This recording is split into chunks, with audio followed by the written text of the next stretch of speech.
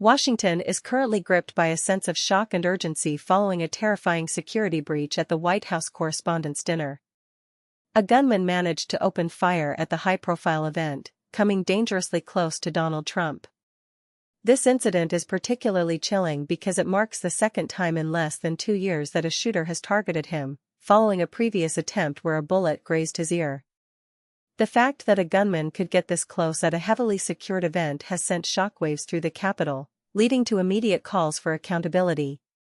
In the aftermath, the political finger-pointing has been swift. Some are pointing to heated rhetoric as a catalyst for the violence, but the broader conversation is quickly shifting toward a more systemic failure: the fact that the Department of Homeland Security is currently in the middle of a government shutdown. The timing could not be worse. As the country grapples with the implications of the shooting, the very agency tasked with national security and protection is struggling to function without a budget. The DHS shutdown has been dragging on for weeks, leaving Transportation Security Administration agents to work without pay. This has resulted in massive lines at airports and a general sense of instability across the nation's security infrastructure. The root of the shutdown lies in a bitter dispute over funding for immigration and customs enforcement and customs and border protection. Earlier this year, lawmakers successfully funded most of the government but hit a wall when it came to DHS. The conflict intensified after fatal incidents involving agency officials in Minneapolis, which led to demands for more safeguards and reforms. When those negotiations failed, the department's funding lapsed.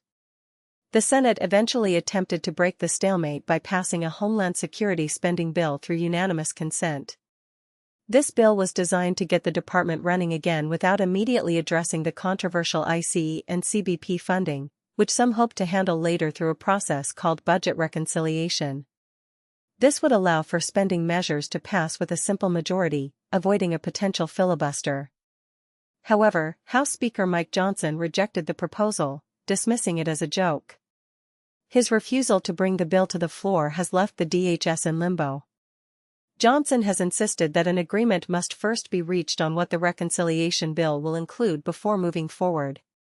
This includes demands from the arch-conservative wing of his party, who want specific projects, like funding for a proposed ballroom at a high-profile estate, included in the package. But the shooting at the White House Correspondents' Dinner has dramatically increased the stakes. Johnson now finds himself under immense pressure. Critics argue that every day the shutdown continues is another day the leadership is responsible for the lack of security funding. With investigations now opening into the Secret Service and the security protocols at the Washington Hilton, the optics of an unfunded DHS are becoming a political nightmare. The FBI director is also in the crosshairs. Having been in attendance at the dinner when the shots were fired, his leadership is facing a make-or-break moment as Congress prepares for multiple inquiries into how such a lapse could occur. The path forward for the speaker is narrow. He is caught between a hardline wing that refuses to fund the agency without strict immigration measures and a minority party that is unwilling to provide the votes needed to pass a bill without their own reforms. Ultimately, the shooting has highlighted a dangerous gap in national security. While politicians argue over budget reconciliation and policy writers, the agencies meant to prevent such attacks are being hamstrung by a lack of resources.